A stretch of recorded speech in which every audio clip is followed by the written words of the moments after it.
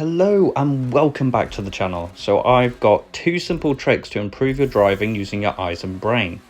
Now this might sound a bit complex or you might not understand it just yet, but don't worry, we'll get into it. This is about looking through the corner from the apex. So you might be thinking when you're driving, you're just driving on muscle memory, track knowledge and all this, but this isn't always going to help you go faster.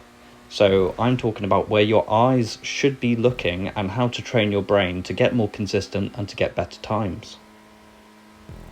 Once again, I'm back with the really bad drawings, I have to say, but this is a hairpin.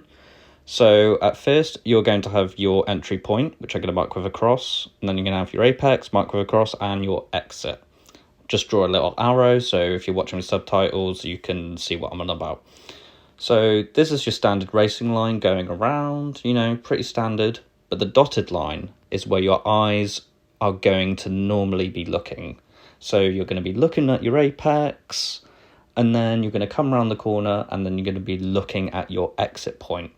But what if I told you you should be looking at your exit point sooner than you might realise?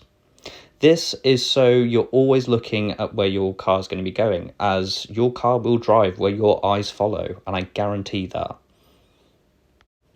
Once again, this is still a really bad drawing, but this is going to be two corners. Now, you might be wondering, Owen, why would I be looking at the exit of the corner? This is because, as I said before, your eyes will follow where the car goes. And if you have more trust looking at your exit point, you can trust me on this, you will drive to that exit point without a doubt.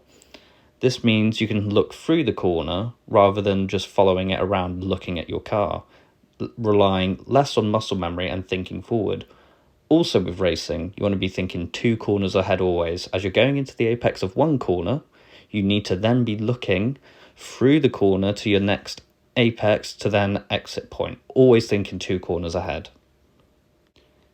This is why in some videos, like this is a pretty bad example of it, you see people turning their camera view to actually see where the exit point of the corner is, especially on tight corners, as you can get a better gathering of when you should put down the power in order to exit that corner, and it makes you more consistent overall.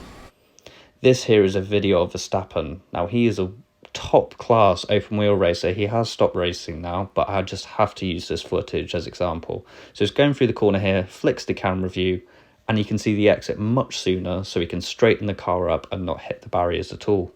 He's literally doing this pretty much everywhere. And if you can start getting into the habit of using this technique, you can look around the corner further and therefore get more consistent and better lap times overall. You also find that you'll crash less, as you can actually see where you're going. It might take some training of your brain to actually do, but trust me, once you put in the practice, it'll get more consistent and it will get a hell of a lot easier. This is really a brain training exercise to really help you push those more consistent times and get faster overall. It also means when you see your exit point sooner, you know when to get on the gas sooner. Therefore, you're limiting that time of a lift and coast, as you don't want to be lifting and coasting, which stands for braking and not braking and then accelerating. You either want to be on the brakes or on the throttle, primarily with some throttle control. That has been it for this video today, and I hope that this can give you guys some more useful information about real life racing tips and in-game racing tips, as this can be done in the first person as well. As when I drive other racing games, if you've watched the videos on my channel, I always use the bonnet view. But with GTA, there's a bit of leeway there. It's quite nice to drive in the third person, as you can see the carball, and the first person is just a bit dodgy for me. But thank you very much for watching, and I hope you enjoyed. I hope you have a lovely day.